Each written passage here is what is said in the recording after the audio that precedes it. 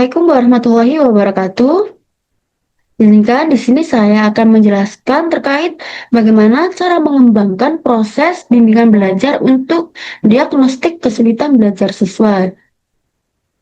Sebelumnya, perkenalkan saya Ayuni Susilo Nurlivia dengan NIM 2384202003 dari program studi Pendidikan Matematika 2023 C atau sore dengan dosen pengampu Dr. Sofi Widada SPD MPD tahun 2026. Mohon maaf, saya di sini akan menjelaskan konteks di luar dari mata pelajaran atau topik matematika. Yang pertama ada, apa sih bimbingan belajar diagnostik itu? Apa sih peran guru dalam bimbingan diagnostik? Dan bagaimana langkah-langkah untuk mengembangkannya? Pertama ada latar belakang dari pembahasan kita kali ini, yaitu yang pertama kemampuan belajar, yang kedua ada kesulitan belajar, dan yang terakhir ada peran penting guru itu sendiri. Nah, di sini kalian ada yang tahu apakah itu bimbingan belajar diagnostik itu? Bimbingan belajar diagnostik itu yaitu proses penilaian untuk mengidentifikasi kekuatan, kelemahan, gaya belajar, dan kesalahpahaman siswa agar dapat dirancang pada program bimbingan yang sesuai. Tujuan kali ini yaitu menjelaskan pengertian bimbingan belajar diagnostik, mendeskripsikan langkah-langkah mengembangkan bimbingan belajar, dan menjelaskan peran guru dalam mengatasi kesulitan belajar peserta didik. Apa saja faktor penyebab kesulitan belajar? Tentunya ada dua. Yang pertama dari internal dan yang kedua dari faktor eksternal. Faktor internal itu sendiri ada 3 poin. Yang pertama atau poin pertama yaitu fisik. Nah, fisik ini juga penting karena eh, kondisi kesehatan dari siswa itu sendiri, misal sakit kepala, atau gangguan penglihatan, atau anemia, atau bahkan kelelahan, ini juga berpengaruh pada proses belajar siswa.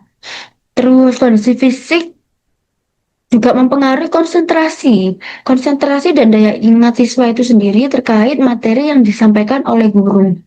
Kedua ada psikologis. Psikologis ini tuh seperti emosi yang tidak stabil, stres, kecemasan akademik, rasa takut akan suatu pelajaran. Kita contohkan matematika, di mana siswa itu kebanyakan jika diberikan pelajaran matematika pasti mengeluhnya, halah matematika lagi, halah disuruh mikir, halah gimana sih bosen.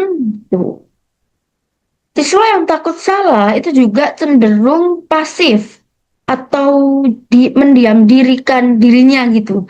Jadi sulit berkembang. Siswa yang takut salah ini contohnya seperti apa? Contoh, guru ini memberikan pertanyaan, siswa tersebut sebetulnya bisa dan mampu untuk menjawab pertanyaan tersebut, tapi dirinya itu menganggap dirinya bahwa, aduh aku takut salah nih kalau aku jawab ini, gak usah deh, gak usah jawab. Jadi dia insecure atau tidak percaya diri akan dirinya sendiri bahwa dia itu mampu. Dan yang ketiga atau poin ketiga ada sikap dan kebiasaan belajar. Sikap dan kebiasaan belajar yang buruk itu sangat-sangat mempengaruhi proses belajar siswa dalam sekolah, di lingkungan sekolah ataupun di rumah. Karena contohnya manajemen waktu yang buruk, terus tidak membuat catatan, tidak membaca ulang materi yang disampaikan guru pada waktu di sekolah, terus juga belajar saat ulangan saja, itu juga sangat berpengaruh pada proses belajar siswa karena belajar itu kan terus-menerus ya, maksudnya kayak upgrade terus, upgrade. Jadi sebisa mungkin manajemen waktunya juga harus pas. Nah, yang kedua ada faktor eksternal atau faktor dari luar yang pada sama poinnya ada 3. Yang pertama atau poin pertama ada keluarga, karena keluarga ini kan orang terdekat siswa itu sendiri.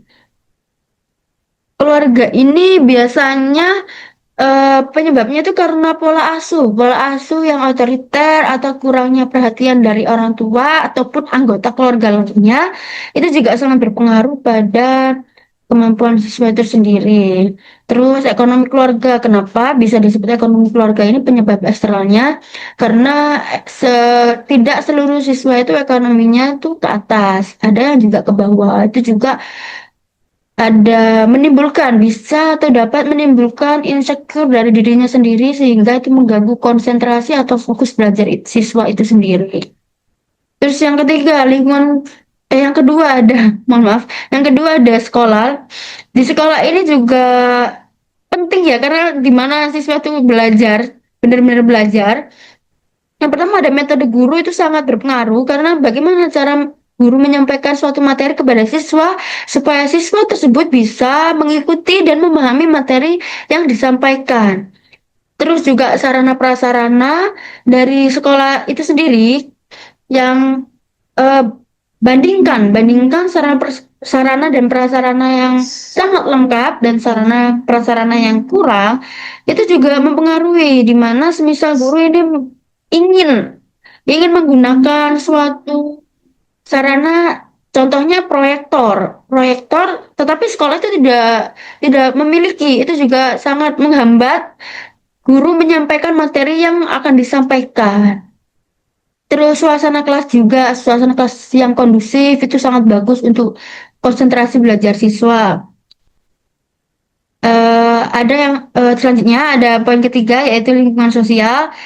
Lingkungan sosial ini bisa disebut pergaulan. Pergaulan ini juga dari teman sebayanya dahulu, karena pergaulan yang memberi pengaruh baik akan berdampak baik juga, dan sebaliknya pergaulan yang berpengaruh buruk akan berdampak buruk juga. Terus lingkungan yang ramai, yang bising, yang kurang aman itu juga berpengaruh pada kemampuan siswa untuk belajar. Sama dengan pengaruh ya pergaulan tadi atau komunitas atau suatu kumpulan itu juga sangat berpengaruh, karena jika siswa tidak mampu untuk memilah mana yang benar dan mana yang buruk, siswa tersebut akan masuk ke dalam dunia mereka. Yang selanjutnya ada langkah-langkah mengembangkan bimbingan diagnostik. Yang pertama ada identifikasi masalah. Identifikasi masalah ini contohnya mengamati gejala awal kesulitan siswa ini di mana. Terus melihat nilainya siswa ini rendah atau salah konsep atau tidak fokus atau juga tugas tidak pernah selesai. Jadi kita cari dulu nih masalah-masalah apa yang timbul pada siswa kita. Yang kedua ada diagnosis kesulitan belajar. Maaf. Diagnosis kesulitan ini menentukan akar masalah melalui wawancara, cakap langsung, atau juga bisa tes diagnostik, atau juga analisis hasil belajar atau dengan nilai siswa tersebut. Contohnya, ternyata salah memahami konsep dasar, bukan tidak mampu berhitung ya, cuma salah pada konsepnya. Jadi sebagai guru, bagaimana cara kita untuk menjelaskan konsep betulnya kepada siswa tersebut. Dan yang ketiga ada perencanaan program bimbingan. Di sekolah kan pasti ada BK ya, bimbingan konseling. Kita juga bisa guru berkolaborasi dengan bimbingan konseling sekolah supaya dapat menemukan masalah pada siswa tersebut. Dan harus fleksibel, menyesuaikan siswanya. Siswanya ini mampunya kapan dan mampunya seberapa, guru menyesuaikan. Yang keempat ada pelaksanaan bimbingan. Pelaksanaan bimbingan ini intervensi langsung diberikan oleh guru sesuai rencana. Eh, jadi guru sendiri yang memberikan kolaborasi dengan bimbingan konseling. Nanti hasilnya dievaluasi tindak lanjut. Dievaluasi dan tindak lanjut ini itu mengecek apakah bimbingan itu berhasil. Jika berhasil, guru juga harus upgrade terus. Tidak hanya puas dari situ saja, jadi tidak stuck, jadi berkembang terus. Jika belum berhasil, guru harus memikirkan bagaimana strategi atau cara supaya siswa tersebut paham. Tentunya ada peran guru dalam bimbingan diagnostik. Yang pertama sebagai fasilitator atau penyedia sumber belajar dan strategi belajar yang tepat. Membantu siswa menemukan gaya belajar yang sesuai dengan dirinya, karena setiap siswa mempunyai gaya belajar yang berbeda-beda. Seperti contohnya, siswa itu ada yang tipe membaca saja, Ada yang tipe audio atau mendengarkan saja, atau bisa visual. Jadi visual ini ada gambar-gambar gitu, lebih lebih suka yang gambar-gambar. Ataupun ada audio visual kayak video, perekaman materi di dalam video gitu. Yang kedua ada guru sebagai motivator. Guru sebagai motivator ini memberikan dorongan positif agar siswa itu percaya diri, menumbuhkan minat belajar melalui penghargaan. Contohnya seperti ada yang setelah maju menjawab betul dikasih reward. Terus yang selanjutnya ada pujian. Tetapi pujian ini tidak hanya diberikan kepada siswa yang nilainya tinggi atau kemampuan belajarnya tinggi, kemampuan belajarnya rendah pun juga harus dikasih ujian, dikasih pujian, diberi pujian. Karena apa? Karena itu bisa memvalidasi rasa percaya diri mereka untuk mencoba hal-hal yang baru. Jadi kita selalu memberikan pujian itu, walaupun dia salah, misal dia salah, tapi kita memberikan pujian. Gini, kamu sudah baik, kamu sudah sangat baik berusaha, tapi kedepannya kita cari kembali. Apa ini yang kamu masih belum paham? Tapi sudah bagus, kamu sudah berusaha, kamu sudah mencoba untuk menjawab ini, mencoba untuk gini. Itu juga contoh memberikan pujian dan memvalidasi perasaan siswa. Yang ketiga ada sebagai konselor. Guru sebagai konselor ini eh, guru harus mampu mendengarkan keluh kesah siswa, mendengarkan masalah yang dialami oleh siswa dan membantu siswa itu memahami apa sih penyebab mereka ini kesulitan untuk belajar. Yang ada pertanyaan, sebenarnya bimbingan belajar diagnostik itu sangat penting untuk mengatasi kesulitan belajar siswa. Guru itu berperan besar dalam mengenali diagnosis dan menuntun siswa menuju keberhasilan belajar siswa.